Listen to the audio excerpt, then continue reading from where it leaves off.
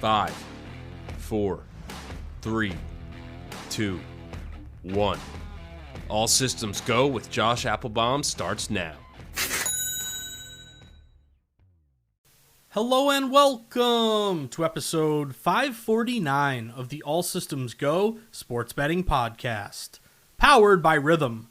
I am your host, Josh Appelbaum. What's going on, everyone? Happy Tuesday, another day here in the arena, guys, as we march on during the slowest week of the year for sports bettors. Again, all you got is MLB. We got the All-Star break. We had the Home Run Derby last night. We do have the actual MLB All-Star game tonight.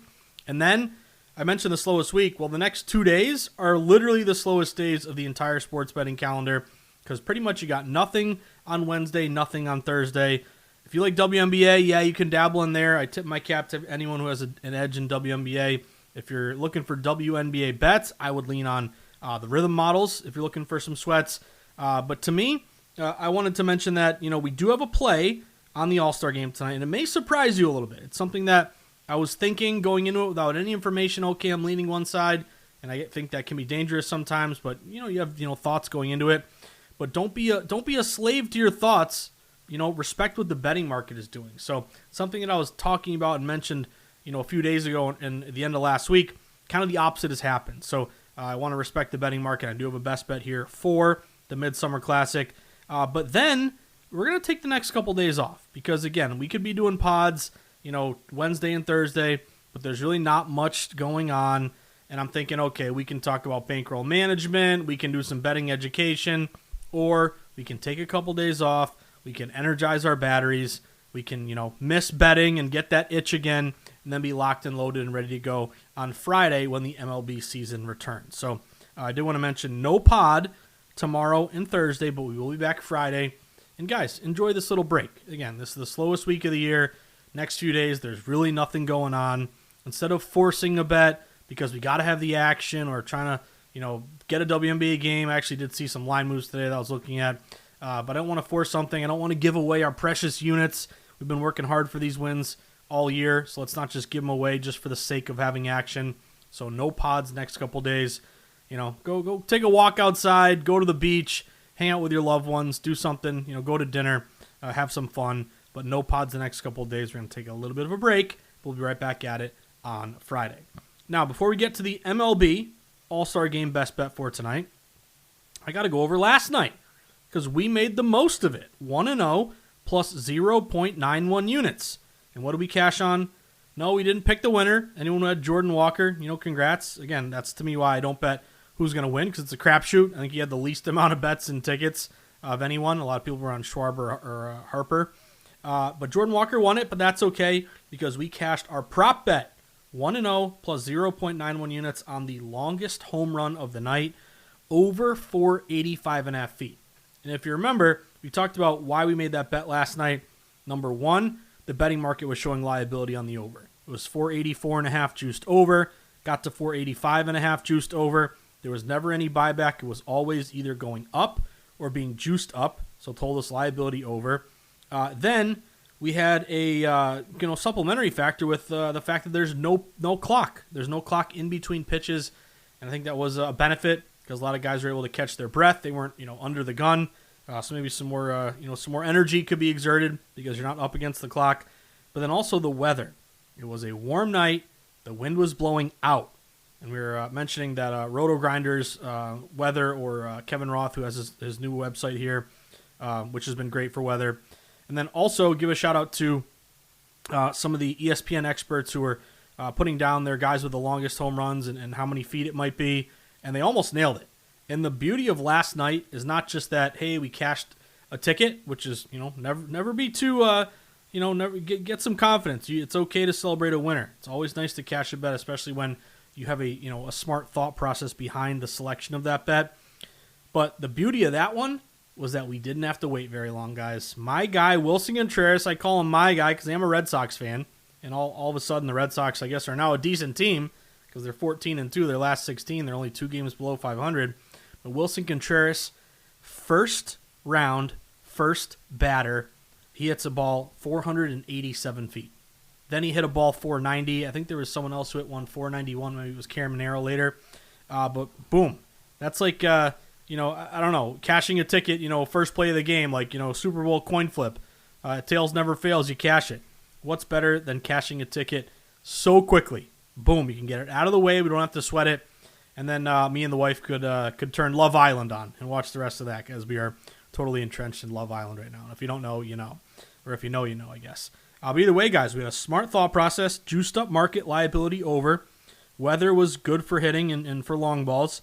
No clock, more energy. ESPN experts all had 490 around 500 feet. And boom, Wilson Contreras, first guy up, hits one 487. So it's not very often you're able to cash a ticket so quickly into a contest, a game, whatever it may be. But that was nice. It was nice that we didn't say, it's the All-Star break, home run derby's a crapshoot, I ain't touching it. No. Do a little digging. If you do your digging and you still realize or say to yourself, okay, there's no edge, then okay, lay off. But do your digging. If everything's lining up nicely, as it was for that over, we got down, we cashed the ticket. So a nice little winner there. 1-0 plus 0.91 units. Longest homer, over 485.5. And you might have even gotten an odds boost to bring it down to like minus 105 juice. That's even better. So can we make it 2-0 during the All-Star break? Well, fingers crossed. Let's hope we can do that. Now, let's talk about the All-Star game here for tonight, guys, because I do have a best bet on it. I'm going to tell you why I am not touching the side, but I'm going to tell you why I'm playing the total in this one. So let's set the stage, talk splits, talk line moves. I'll give you my play for this one. So, 8 o'clock tonight, we have, of course, the Midsummer Classic, American League visiting the National League. Game's on Fox. 8 o'clock, game will be played at Citizens Bank Ballpark in Philadelphia, home of the Phillies. Now, starters for tonight, we have the AL going with the righty Dylan Cease of the Toronto Blue Jays. He's 6-4 with a 2.56 ERA. National League is going with the lefty Christopher Sanchez in his home ballpark. The Philly Southpaw is 11-4, 2.62 ERA. Now, what have we seen across the market in terms of the side? Well, let's start with the money line. This game opened National League around a minus 135 home favorite. American League around a plus 115 road dog. And we haven't really seen much line movement at all on the side. Now, the National League opened minus 135. They're either still minus 135 or they've come down a little bit to minus 130. American League pretty much plus 115 or slightly down to plus 110. So the line has dipped a little bit toward the American League, but it's very, very slim. It's 5 cents or less. It's not like National League opened minus 135 and now they're down to minus 120, minus 115. Okay, that would be sizable. So pretty much not a lot of line movement at all, but technically slight a couple cents here to the AL. But then if you look at the bet splits, they're leaning National League.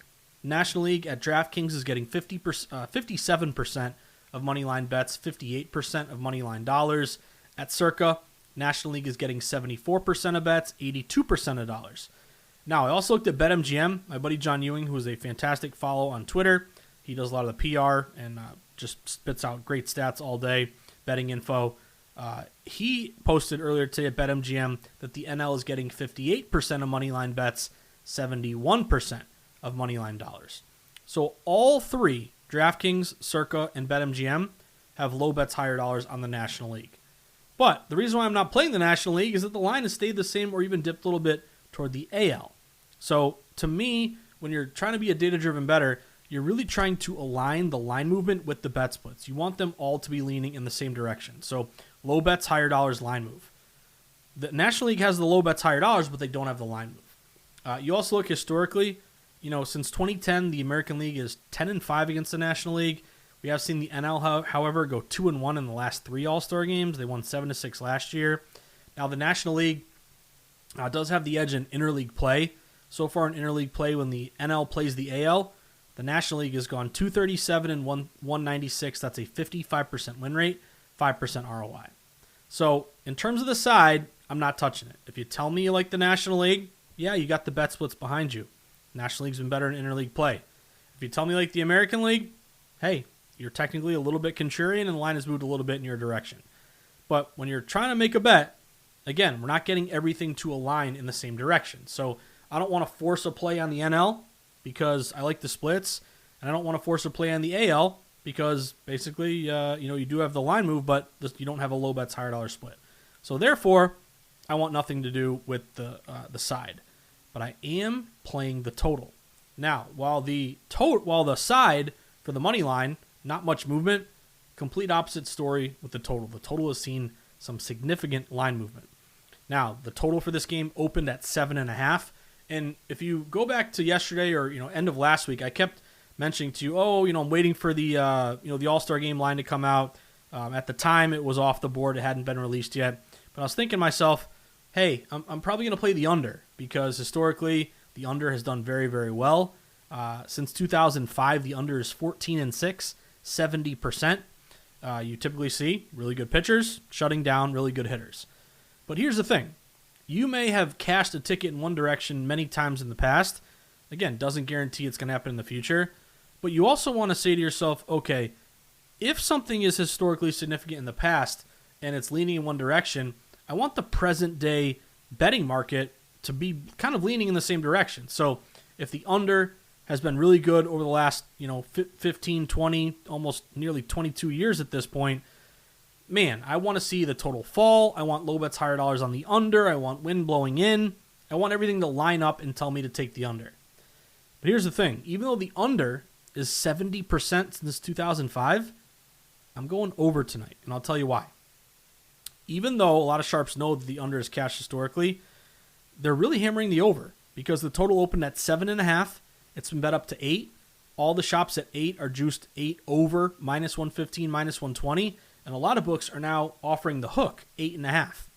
So the 7.5 didn't get down to 7. It didn't go 7.5 up to 8, and now the 8 under is minus 120. It's gone 7.5 up to 8, even up to 8.5. It's only been leaning over. There's been no buyback whatsoever or point of liability and kind of go the other way on the under. This reminds me a little bit of the home run derby prop from last night. The total number of feet. The feet kept going up, and it was juiced over. It never had liability under. It never, course corrected. So the total has risen 7.5 up to 8, juiced up over. Some shops even 8.5. Then we get to the bet splits. At DK, the over is getting 69% of bets, 86% of dollars. Pretty good split. At Circa, over is getting 77% of bets, 88% of dollars. Okay, sharp split. BetMGM, 56% of bets, 60% of dollars. So the total has only gone up in every single bet split. DK, Circa, and BetMGM are low bets, higher dollars to the over. Now, why is that important? Because when you're talking about the side, you had the splits on the National League, but the line was dipping a little bit toward the AL. So that, to me, you're not having uniform consensus from all the major stat categories. This one you are. Low bets, higher dollars over, line has moved up. So building a case toward the over. Second angle for me, the weather. We talked about the weather last night. Wind was blowing out. Citizens Bank Ballpark is one of the best offensive ballparks. But get a load of this. The weather is even better for the over tonight. The weather could play a big role. You're looking at a very hot, humid night in Philadelphia. I think around 7 o'clock it's going to be like 92 degrees. This game starts at 8. It's going to be like 89 degrees, so it's going to be high 80s. It's very humid, and you have about 10 mile-per-hour winds blowing out to right center. So the heat and the humidity and the wind are creating ideal conditions for hitters. And here's where it gets even better. If you isolate Citizens Bank Ballpark in particular, since 2005, when the wind is blowing out at Citizens Bank Ballpark, the over is 162 and 104, 61%, 18% ROI. This gets even better. This is crazy. It sounds unbelievable, but it's legit. I double-checked. If the wind is blowing out and the temperature is also a hot and steamy 85 degrees or more, so Citizens Bank Ballpark, 85 degrees or more, wind blowing out. That's exactly what you have tonight. In that situation, the over is 23 and 5, 82%, 57% ROI. So we've built in line move to the over, 7.5 up to 8, juiced up over, some books even 8.5. Low bets, higher dollars to the over. Hot, humid night, which you think of it this way too with the pitchers, they're going to be sweating. Position players, you can be in the dugout waiting for your at bat, underneath a fan, cooling down, getting ready, and you have the wind blowing out in a hot, humid, steamy night where the ball travels quite a bit. The other and final angle is that a lot of really good pitchers who are supposed to pitch tonight are not going to pitch. Paul Skeens is out tonight. Jacob Mizorowski, Max Meyer, Chase Burns, Ranger Suarez, Braxton Ashcraft. So this isn't like, Randy Johnson, Kurt Schilling, Pedro Martinez, when I was younger. Greg Maddux, Tom Glavine, the whole crew. You have a lot of really good pitchers tonight who are not pitching. So the fact that you've, removed a lot of these awesome pitchers from this game is a benefit to the hitters. And again, the final angle for me is that even though the under is cashing 70% of the time since 2005, you got to remember, wise guys, sharps, respected bettors, pros, whatever you want to call them, the ones who have the respect of the books and move numbers, they know everything we talk about and more and way more. So they know that the under is done very well, yet they're still hitting this over, causing this line to rise. So you add it all up here, guys. I'm taking the over. The total has risen 7.5 up to 8 or even 8.5. Great splits, all pointing toward the over. Hot, humid night, wind blowing out. A lot of good pitchers not playing, and kind of a fishy play where the under's done so well, yet sharps are hitting the over, causing the total to rise. So I know I'm playing the over.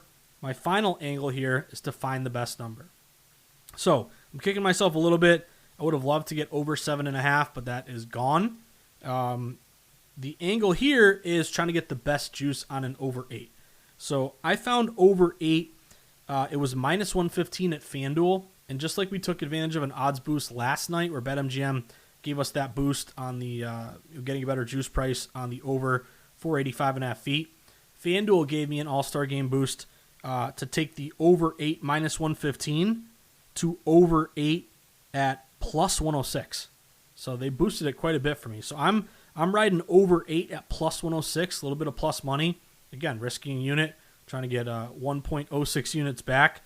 But goes without saying, always shop around for the best number. Now you can make the case, you can get over 8.5 at like plus 120. But again, the point of getting an over 8 is that if it lands on 8, you push, you get your money back. You get a bad over 8.5, you'll be happy, I can get the plus money here. But game lands 6-3, 7-2, something like that. 6-2, yeah. I think of combinations there. 7-1, 8-0, whatever you want to do that lands on an 8. We got to push that bet instead of lose that bet. So if you got over 7.5, shout out to you. Again, I was a little surprised, but we did look at last year's game where the NL won 7-6. So again, that was a game that had a lot of runs, 13 runs overall, and we have a lot of pitchers out. And again, respecting the betting market, all liability here has been toward this over.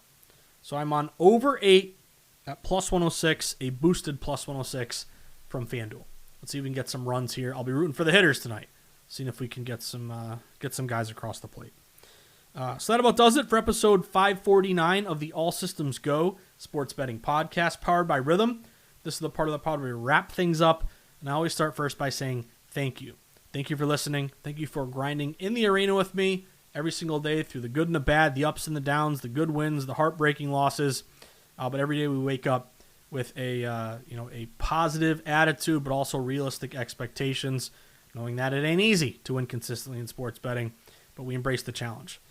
We try to make data-driven bets with our head and not our heart. So thank you all for tuning in, taking the time out of your busy lives to pull up a chair to the virtual bar and sweat some sharp breakdowns with me. If you do enjoy the insights, you want to help me grow this podcast, there's some very easy things you can do. It'll take you like a second or less. But please give this podcast a 5-star review on iTunes or Spotify or however you listen. Recommend the pod to a friend, retweet the pod, or like it when I put it out on Twitter each day. Any or all of those things would be, again, very much appreciated. Next, if you enjoy this style of sports betting, data-driven, sharp contrarian betting, learning how to read the betting market and make sharp bets based on the numbers, not your emotions. Or maybe you want to let me know you appreciate the pod, or you have someone in your life who could benefit by being introduced to this style of betting. I would love for you to go to Amazon.com, type in the NFL Sharp Betting Playbook or the Everything Guide to Sports Betting. Those are the 2 books that I've written. You can get them on Amazon. You can leave a nice comment if you enjoy them as well. Give them 5 stars on Amazon, and then bring them the sports book. I'll sign them for you. I'll buy you a beer or ginger ale, and we'll root for runs tonight in the All-Star game. Next, have you downloaded Rhythm and Juice Reel yet? My 2 favorite sports betting apps. Let's start with Rhythm. Rhythm is fantastic for their AI-backed models and predictions for game bets and player props. Juice Reel, so many great features. You can sync up your sports books, get a running report card of your action. You can also get the Robo Jackson best bet picks, pair of plays that come out every day at noon. sharp mush indicators, arbitrage plays, shop for the best line futures. And if you really want to let me know you appreciate the pod, you want to support the pod, it's free, it costs you nothing. Drop a couple bones in the tip jar. You can do that by signing up to get the ASG Best Bet Picks directly from JuiceReel. I have a profile on JuiceReel. All you got to do is search ASG_podcast. You'll find me right there.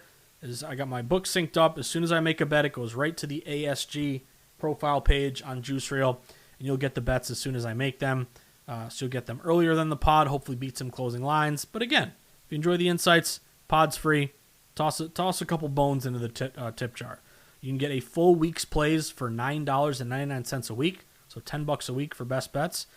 You can get a full month's worth of best bets for $24.99, so $25 for a full month of plays. And just know that when you sign up to get those best bet picks, you are helping to contribute to my daughter's upcoming child care fund, which again is not cheap. But either way, guys, download Rhythm, download JuiceReel, give them both a 5-star review in the App Store. Next, you have a live odds page. Well, if you don't have one, you need one. The live odds page is such a critical tool. If you want to be a serious sports bettor, you got to be able to track the market in real time. I got to know all the games to bet on that day, what I can choose from, start times, live scoring, live in-game wagering odds that update as the game progresses. But of course, all the work you do prior to the game starting, comparing the opening line to the current, looking at Steam, pulling up line history, shopping for the best number. You can do it all with Odds Logic. So if you ever want to give it a shot, I have a special link for you. oddslogic.com/Josh123. That'll give you a 7-day free trial and 50% off your first month of service. So that about does it for episode 549 of the ASG Pod on a big Tuesday here, guys. MLB All-Star break.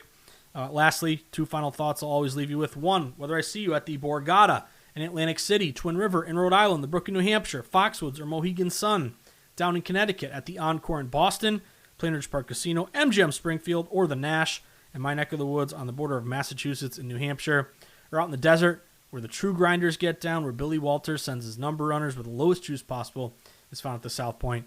Or, of course, jumping in the stadium swim pool, cashing a big ticket over at Circa, wherever it may be. You're going to walk up to me. You're going to show me a beautiful, over 485.5 feet, longest home run ticket. And we're going to thank Wilson Contreras, buy him a beer, because we were able to cash that one. Again, how sweet was that? Cashing a ticket within 2 minutes of the Derby. That's about as good as it gets. Either way, guys, first one's on me, next one's on you. We'll post about the book and root for some runs in the All-Star game tonight. So as always, coming off a 1-0 or an 0-1, a winning night, a losing night, a hot streak, a cold streak, whether everything's going our way or nothing's going our way, we just can't get too high or too low, guys. We got to stick to the model, stick to the blueprint, embrace the challenge of trying to produce a winning day every morning when we wake up and try to make data-driven, sharp plays with our head and not our heart. If we can do that, if we can find the games that fit our model against the public, with the house, with the pros, flat bet, avoid parlays, and get a little CLV, if we can do that, we're going to be successful sports bettors. So hope everyone enjoys the Midsummer Classic tonight and enjoy the next couple days. Reminder, no pod tomorrow, no pod Thursday. There's really nothing going on. So instead of forcing a pod or making your eyes gloss over as I talk to you, or stick needles in your ears talking about bankroll management and sports betting education, even though that's really important, I'll say, hey, buy my book. It's all in there. But we'll take a couple days off. We'll catch our breath, we'll recharge our batteries, and then get ready, because Friday, we're right back to MLB. We're going to hopefully do well the last part of the year, embrace the second half, and then before you know it, football's here. And then life will get crazy in a good way. So hope everyone has a great Tuesday night. Again, enjoy the All-Star game, and then we'll be right back at it on Friday. That'll be episode 550 of the All Systems Go Sports Betting Podcast, powered by Rhythm. Good luck, everybody, and I'll see you in a couple days.